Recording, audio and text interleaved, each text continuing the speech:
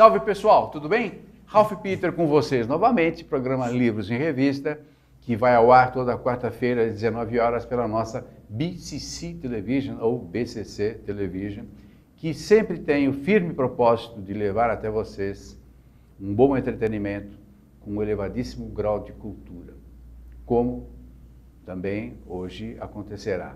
Em breve vocês vão conhecer o professor Michael Levy, que é Michael ou Michel? Aqui me chamam de Michel. É Michel Levy, que é uma figura proeminente, e vocês verão que eu não estou exagerando. Antes, eu quero agradecer, como de praxe, Betânia, Luciana, Márcio, que sem eles nós não estaríamos aí permeando as vossas ferramentas midiáticas. Agradeço também Maria Estela Guedes, que a partir do seu site www.com, a partir de Lisboa, nos abre a porta, literalmente, portas e janelas do universo lusófono. Não poderia, de forma alguma, deixar de agradecer à jornalista Kátia Saísse ou Saíse, depois eu pergunto para ela como que é, mas ela é da assessoria www.pluricom.com.br, que fez aqui essa nossa ponte, muito delicada, porém muito forte, aqui com o professor Michel Levy, que é emérito da CNRS, Centre National de la Recherche Scientifique, é isso? Científico. Meu francês, nossa senhora, isso é uma gravação. Centro Nacional de Pesquisa Científica, renomada instituição francesa, pesquisador de história do marxismo na América Latina, sendo referência mundial, o mestre.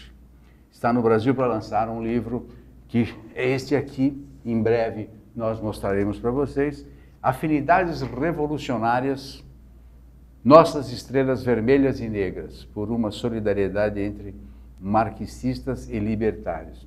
É quase uma utopia isso, né? Depois a gente fala. Então, mestre, quanto tempo de França? Primeiro, muito obrigado mesmo por ter despendido o tempo. Claro que o senhor só está aqui em função da nossa amiga Kátia, senão não estaríamos aqui tete a tete. Mas agradeço mesmo a tua presença. Quanto tempo de França? Tenho duas perguntas, uma ao lado da outra. Quanto tempo na França? Uns 46 anos, mais ou menos. 46 anos? É. Puxa, bela de uma vida, hein? Você se sente já devidamente instalado, corpo e alma, na França, ou tem algum resquício? Não, eu sou mais Brasil, sou mais francês, ou você não tem uma idade muito avançada. Gostei da piada. Não é uma piada. Eu acho que você é mais novo que eu, provavelmente. Mas deve, não? Não precisa. Não vamos exagerar, não é mesmo? Então você, como nós estávamos falando há pouco aqui, antes de abrir as câmeras, você está lá e cá, quase que concomitantemente. Então você permeia por diversas hostes sociais. E pelo pouco que eu te conheço e pelo muito que a Kátia me explicou, a tua luta é por esse título do livro. Ou seja, a quase igualdade entre as duas forças. Uma é libertária e a outra é marxista. Como é que você permeia por esses dois ambientes, Brasil e França ao mesmo tempo, para falar sobre esse assunto? Como é que se situa isso? Sim. Não, primeiro eu me sinto franco-brasileiro, né? Aliás, tenho 2 passaportes. E é isso, quer dizer, eu me sinto perfeitamente em casa em Paris. Bom, essa altura do campeonato, depois de 46 anos, né? Mas eu continuo a ter um vínculo muito forte com o Brasil, desde o fim da ditadura, desde a anistia eu volto ao Brasil regularmente, né? Praticamente todos os anos, fico aqui algumas semanas, alguns meses. Enfim, tenho uma relação muito forte com o Brasil, porque eu nasci aqui, né? E, obviamente, eu vivo nasceu onde aqui no Brasil? São Paulo. São Paulo, sou paulistano. E, obviamente, tem uma relação com a França, onde eu trabalho, tenho minha família, meus filhos, meus netos, etc. Então, as duas coisas, para mim, são inseparáveis. Né? Inseparáveis porque você vive bem nos dois lados. Sim. Você falou de anistia, você foi para lá por causa disso? Não. Eu fui antes do golpe para estudar, me formei, me doutorei, depois fui viajar, fui para Israel, fui para Inglaterra e tal. E finalmente veio o golpe e eu acabei voltando para a França e acabei ficando por lá. Legal. Deixa eu só mencionar esse livro aqui, Pois mestre. Um minutinho só. Pessoal, vocês sabem que o programa não tem viés político, muito menos religioso, de gênero aqui. A única bandeira que temos é o que está acontecendo agora. Conteúdo e muita honestidade. Não importa se é grego, troiano, judeu, católico, não importa. Tem conteúdo, tem direito a sentar-se nessa cadeira que, felizmente, não é qualquer um, como está acontecendo agora. Esse livro que eu vou mostrar para vocês, do João Batista Cid, é um sujeito de Brasília, um livro com viés espiritualista, Uma Gota de Luz. Eu não sou espírita, mas ao ler estas palavras, estas linhas, emocionei, porque verdadeiro é. Acreditem, se você for espírita, deve ler. Se não for, poderá ler sem medo algum, que vai conhecer alguma coisa ligada a esta filosofia, ou não sei se é crença, não sei se é religião, não importa. A verdade é que é muito bonito, tocante e, pelo visto, absolutamente verdadeiro. Uma Gota de Luz, de João Batista Cid. Mestre, vamos falar do teu livro? Um prazer. Você não faz outra coisa, né? Você está aqui para lançá-lo, né? Entre outras coisas. Entre outras Na realidade, estou dando um curso na Unicamp. Não sobre esse livro, sobre outro tema. Que curso? Você também não para, né? Não para. O curso é sobre a sociologia através da literatura. É uma análise de obras literárias para tentar ver o que elas nos ensinam sobre a sociedade. Pô, isso deve ser punk, um negócio muito legal. Em quanto tempo de curso? Já começou? Já está terminando. Ah, você está brincando. Já está terminando. Semana que vem é a última conferência. E aí você vai embora? Aí eu vou para Paris. Estou morrendo de inveja. Estou morrendo de inveja. Você naturalmente irá voltar para dar outro curso. Qual é o necessário para frequentar um curso teu? Tem que ter faculdade já? Como é que é? Olha, Qual é o perfil do teu aluno? Sei. Não, a maior parte são alunos ou de pós-graduação, no caso a maioria são de pós-graduação, Tá. Alguns são de graduação, mas também é aberto, quer dizer, quem quiser vir, vem, ninguém controla na porta se tem, né? Quer dizer, é aberto. Mas é gratuito? Gratuito, sim, Poxa gratuito. vida, perdi essa. Essa Não, Kátia é não me Unicamp, falou. é Unicamp. Essa Kátia não me falou. Unicamp é uma universidade pública, enfim, não tem, ninguém controla a entrada, né? Tá. É isso. Está convidado a vir para a minha última conferência. Mas eu não vou perder de jeito nenhum. Não, particularmente esse assunto que você mencionou, o marxismo e o liberalismo não é muito... Não é liberalismo, anarquismo. Mas aí, ok. O anarquista é um libertário. Isso, libertário. E o marxista, qual é a diferença dos dois? Ou se é que tem diferença? Sim. Deve ter uma diferença boa aí. Claro, tem a Me diferença. dá, qual é? Não, antes de ver a diferença, a gente precisa ver o que eles têm em comum. Perfeito, a bola é tua. Então, os dois são adversários do sistema econômico, político, capitalista, né? E os dois projetam um horizonte utópico, digamos, socialista, uma sociedade sem classes e mesmo sem Estado, pode-se dizer, isso é compartido, né? Então, há um fundo comum, não é? Entre, se não todos, boa parte dos marxistas e dos anarquistas. Né? Onde estão as diferenças? Bom, os próprios marxistas e os anarquistas são muito diversos, né? Temos marxistas mais democráticos, mais autoritários, dos anarquistas tem os mais individualistas, os mais coletivistas. Então, não são dois campos homogêneos, né? Monolíticos. Mas, digamos, entre os marxistas mais democráticos, mais apegados às liberdades, né? E os anarquistas mais coletivistas, Há muito em comum, né? Há muito em comum. A grande diferença é a questão do Estado e das instituições, né? Quer dizer, os anarquistas recusam a qualquer participação nas instituições, seja por eleições, qualquer coisa que tenha a ver com a gestão do Estado, ou os parlamentos, ou o que seja, né?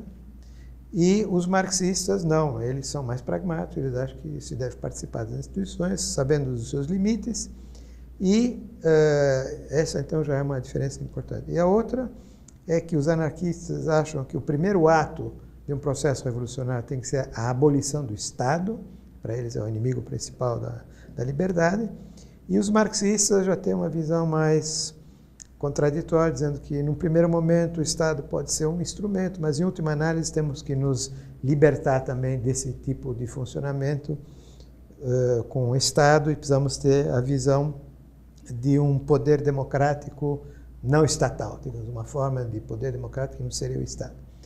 Bom, mas, enfim, essas são algumas das diferenças históricas, digamos. Há outras, é claro, mas essas são, grosso modo, as principais, né? Você já presenciou uma boa tentativa, eu não me lembro de ter visto, mas algum processo de anarquismo que tenha vingado? Marxismo nós já tivemos, já houve isso, Sim. Que a impressão que dá Sim. é que todo jovem é anarquista, né? Aí quando ele começa a ter as suas responsabilidades sociais, que lhe são impostas, Sim. feliz ou infelizmente, ele cresce. Sim. Aí ele deixa de ser anarquista. Quando o sujeito entra na faculdade, a primeira coisa que ele faz, não acredita em Deus.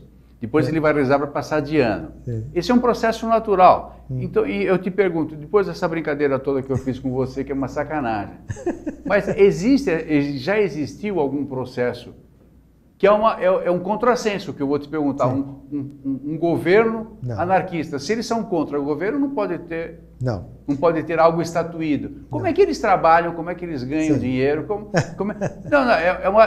Eu acredito, eu estou fazendo o papel do espequinauta que está nos vendo, mas isso também assalta o meu espírito. Tá certo, Pô, se você tem liberdade total, você quer viver zen, você quer viver na selva, você vai comer e viver do quê? Como é que você vai comprar o seu celular? Explica isso, por gentileza. Os anarquistas, na sociedade que nós vivemos, sociedade capitalista, digamos, se comportam como todos os outros, né? Eles trabalham, ganham salário, compram um telefone celular, etc. Né? A única diferença é que eles se reúnem entre eles para sonhar com uma sociedade anarquista, eles publicam livros, distribuem panfletos, às vezes organizam greves, né? Por exemplo, aqui em São Paulo, em 1917, houve uma greve geral, né? Que paralisou toda a cidade, dirigida por anarco-sindicalistas, né? Sindicalistas que eram anarquistas. E eu conheci o principal organizador dessa greve, que é um velho senhor chamado Edgar Loyenroth. Conheci ele, Edgar Loyenroth. É um nome meio esquisitíssimo. Né? Ele foi um dos principais dirigentes dessa greve, eu conheci ele. E ele tinha um arquivo formidável, que hoje em dia está na Unicamp, um arquivo de história do movimento operário brasileiro, o arquivo Edgar Loyenroth. Bom, mas tudo isso para dizer que o que é uma atividade anarquista pode ser isso, uma greve geral que paralisou toda a cidade e que obteve uma série de conquistas para os trabalhadores. Claro, isso não é uma sociedade anarquista, mas é o tipo de coisa que eles podem fazer, né? Bom, além disso, há uma grande experiência histórica em que os anarquistas exerceram uma certa forma de poder, né? Que foi na Espanha, em 1936 a 37, durante um ano mais ou menos. Os anarquistas, bom, houve uma tentativa de golpe militar, houve uma resistência, né? Que os anarquistas foram os mais ativos na resistência, e aí começou um processo revolucionário no qual eles tiveram um papel muito importante. E eles foram tentando realizar o sonho deles, né? Por exemplo, de entregar as fábricas a cooperativas operárias, de organizar, enfim, cooperativas agrícolas dirigidas pelos próprios camponeses. Então, eles iam realizando isso, sobretudo na Catalunha, em Barcelona, e no campo da Catalunha. E foi uma espécie de experiência libertária, né? Limitada numa região, durou só um ano, mas foi uma espécie de experiência com 1000 problemas, 1000 limites, né? Mas, enfim, a grande referência para o movimento anarquista é essa Espanha libertária dos anos 36, 37. Bom, então, se quisesse, seria um exemplo, né? Bom, sei lá, ela tem os seus problemas, seus limites. Alguns dos anarquistas resolveram participar do governo, inclusive, era um governo de coalição de esquerda, que é dos republicanos, comunistas, socialistas e anarquistas. Outros não quiseram, eles mesmo se dividiram sobre essa questão, né? Participamos ou não no governo. Sim, claro. Porque aí entra, de repente, entra o interesse pessoal. Isso que eu queria te perguntar. Deixa eu só dizer uma coisa que eu esqueci. Tem um filme que conta essa história dos anarquistas na Espanha. É do Ken Loach, aquele cineasta inglês, Ken Loach. E o filme chama Terra e Liberdade, Land and Freedom. Belíssimo filme. Agora, aqui em São Paulo, estão levando a peça teatral Anarquista, graças a Deus, acho que é Dario Fo. A morte acidental de um anarquista. É assim que chama. Morte acidental de um anarquista. É isso aí. Porque houve também uma anarquista, graças a Deus e tal. Algum tempo. Agora, justamente, indo na esteira dessa tua explicação. Então, o sujeito é anarquista, se juntou aos marxistas, para fazer isso, aquilo, conseguimos paralisar uma fábrica, conseguimos uma benesse aqui, uma outra coisinha ali e tal, Mas só que depois os caras acabaram se engajando no governo, na indústria e tal. Como fica a credibilidade da tese aí nesse negócio? Sim. Então, veja... Você percebe? Não, eu percebo, não. Quer dizer, fazer uma greve geral dentro da sociedade burguesa... Sob a bandeira do anarquismo. Sob a bandeira aqui. Tem governo, eu sou contra. Tem governo, eu sou contra. Mas, enquanto eu não consigo acabar com o governo e com o Estado, eu quero, pelo menos, conseguir algo para a classe trabalhadora, para os explorados, para os pobres, para os oprimidos e tal. Então, os anarquistas participam, né? Não todos, mas muitos deles participam de todas as lutas que favorecem, de uma maneira ou de outra, a condição dos operários, dos trabalhadores. Então, isso não é contraditório, né? Quer dizer, nosso ideal... Os marxistas não é contraditório isso para você? Não, como os marxistas dizem também, queremos acabar com o capitalismo, mas agora estamos lutando para aumentar o salário desses operários nessa fábrica.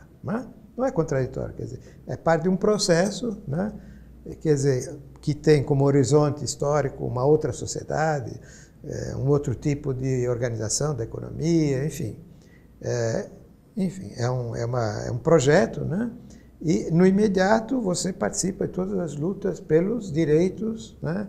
E as melhorias que concernem os pobres, os trabalhadores, os negros, ou as mulheres, segundo caso, né? Os indígenas da América Latina. Isso não são coisas contraditórias, né? Aquilo que você explicou há pouco, o movimento em si, sim, as teorias são válidas, eu acho que tudo bem. No papel é legal, não, eu acho mesmo, eu acho válido você ter a oportunidade de lutar pelos seus direitos, por aquilo que você acha certo, que eu acho melhor, a favor de terceiros. Sim. Eu acho isso muito legal.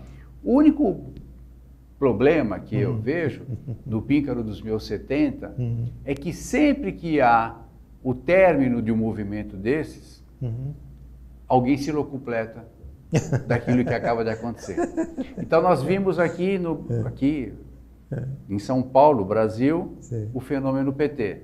Sim, eu sei. Que veio com aquela aura de salvadores, sim, e tal, tarará.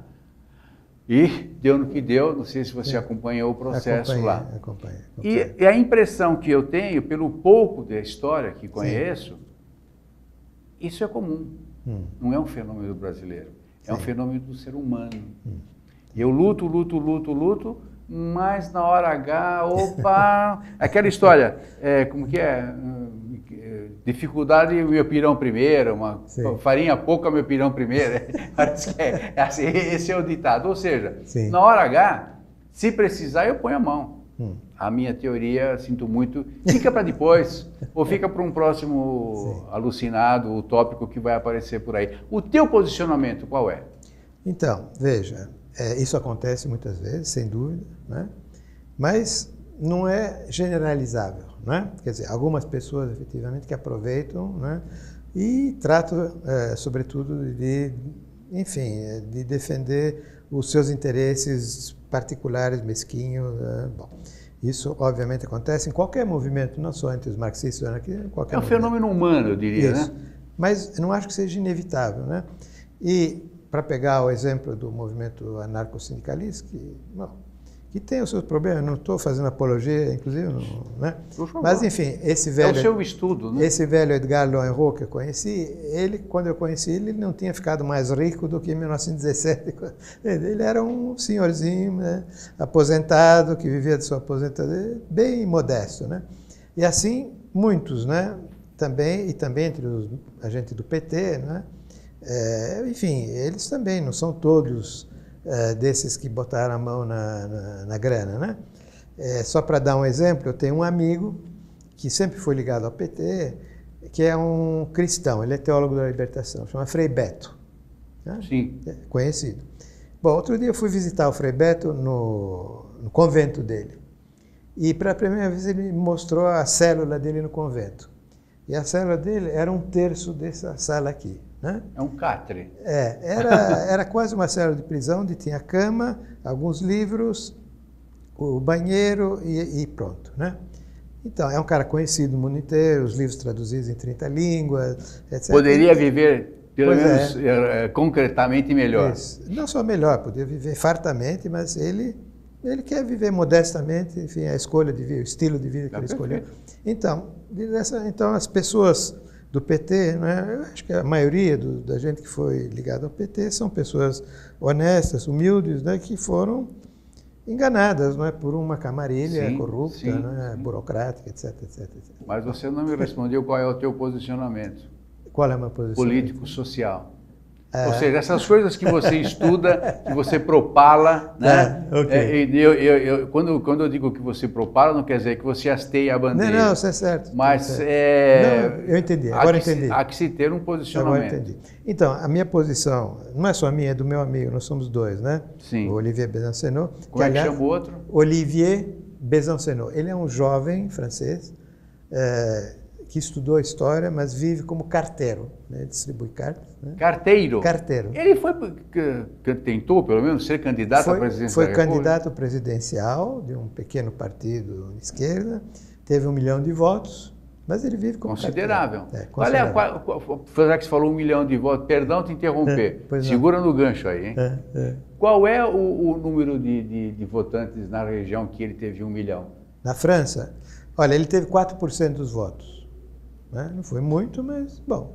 Não deve ter dinheiro para fazer publicidade, presumo. Né? Não, na França, em certas condições, você recebe... A publicidade é financiada pelo Estado. Né?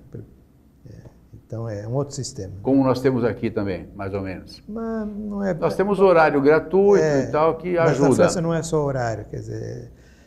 Enfim, não vamos entrar nos detalhes, mas enfim, a publicidade, boa parte da publicidade eleitoral é pública, né?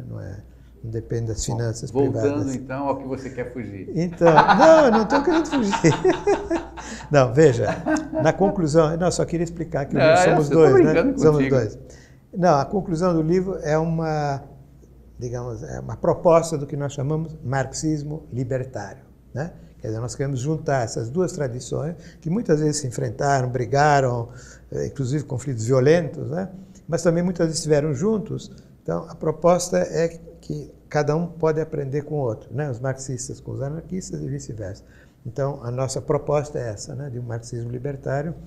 E, então, a gente propõe um diálogo, né? Entre as duas tradições revolucionárias diferentes. É isso, o nosso recadinho é esse. Ele continua, vocês perceberam que ele continua não se posicionando, porque ele é um sabão. Isso é uma posição, isso é uma posição. Agora, e de onde veio, então, agora tudo bem, já entendi. De onde veio essa vontade de fazer esta união? Por que surgiu Por quê? isso? Já que você é o mote do livro. Sim. Veja, nós dois somos de formação marxista, Foi não. Mas, estudando a história do movimento operário e estudando o que os anarquistas escreviam, nós chegamos à conclusão que muitas das críticas que eles fazem aos marxistas são acertadas, né?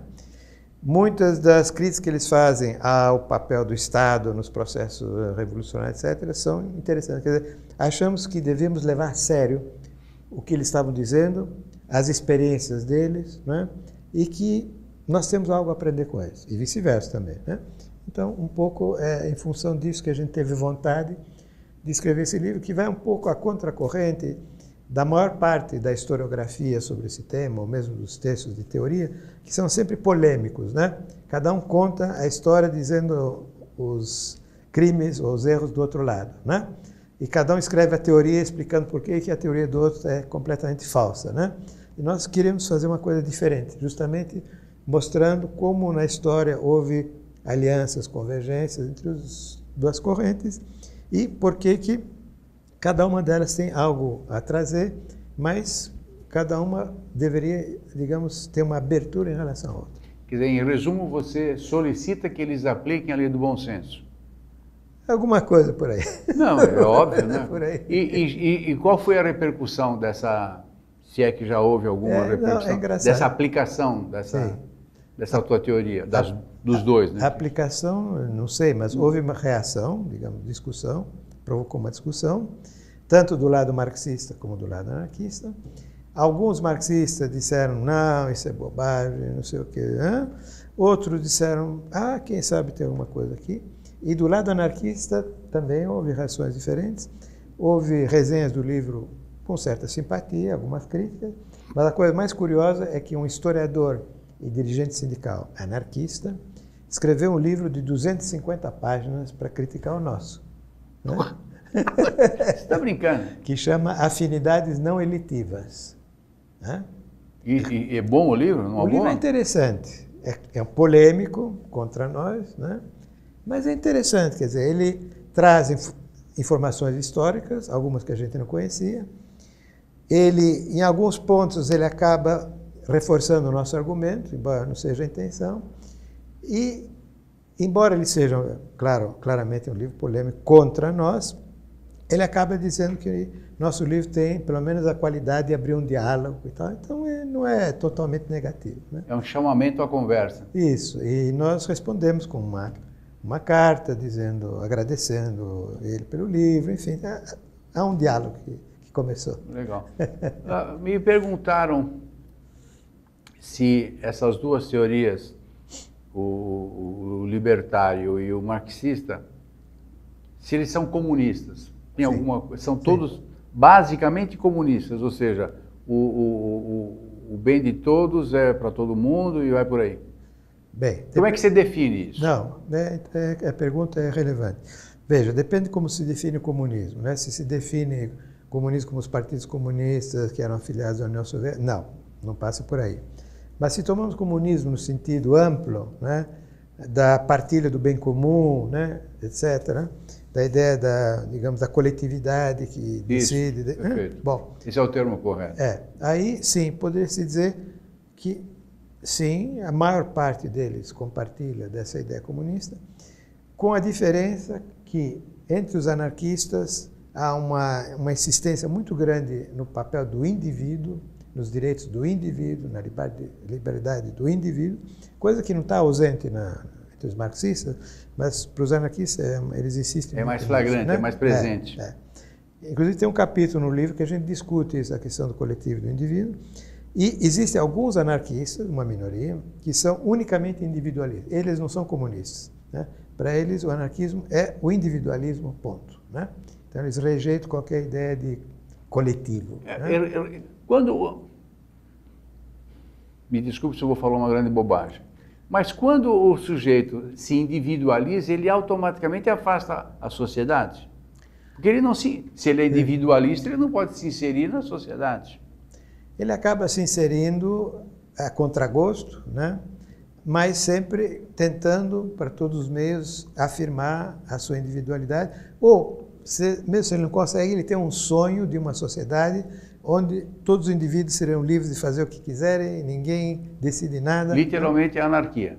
É uma das formas da anarquia. O comunismo libertário é uma outra forma da anarquia, né? Quer dizer, há essas duas vertentes. Sem confundir com desordem. Não é a ideia deles que é um outro tipo de ordem, né? Perfeito. Quer dizer, agora, os anarquistas individualistas, que eu digo, são uma minoria, né? O corpo principal do anarquismo não é esse individualismo extremo, mas valoriza unicamente, exclusivamente o indivíduo e a liberdade do indivíduo, né? que é obviamente uma coisa importante, mas Sim. a ideia nossa é que precisa haver uma dialética, desculpa a expressão, entre o indivíduo e o coletivo, né? Se você afirma só o indivíduo, se perde... E ainda mais hoje, né, professor, com essa interação, com essa conectividade quase que obrigatória que a gente vive, é impossível você se isolar, se eximir de um contato social. É impossível. Não. Ninguém consegue se isolar do contato social, mas os anarquistas individualistas, apesar deles, eles participam da sociedade, mas eles gostariam que não houvesse leis, enfim, obrigações sociais. Eles gostariam que todos fossem livres completamente de fazer o que quiserem, né? Então, essa é uma utopia, digamos. Claro que, né? Lógico. Mas eles vivem como todo mundo, né? Eu acho que tenho o direito de pensar, né? Graças a Deus. Desculpe o graças a Deus. Eu tenho um amigo comunista. Não me fala isso! Olha, eu sou amigo dos teólogos da libertação, com o Frei Beto, então pode falar em Deus. Não, eu acho que você tem, como eu falei no começo, tem que permear por diversos ambientes para você poder escolher e saber se você está certo ou errado. Sim. Mestre, infelizmente o nosso tempo já foi. Como se fala em francês? O nosso tempo já foi, acabou. Le temps est fini. Eu não vou conseguir falar. Mestre, muito obrigado mesmo por ter vindo, por ter dedicado todo esse tempo extra. Fico muito envaidecido mesmo. Posso falar para todo mundo que eu te conheço? Não. Pode. Muito obrigado. Deus lhe pague.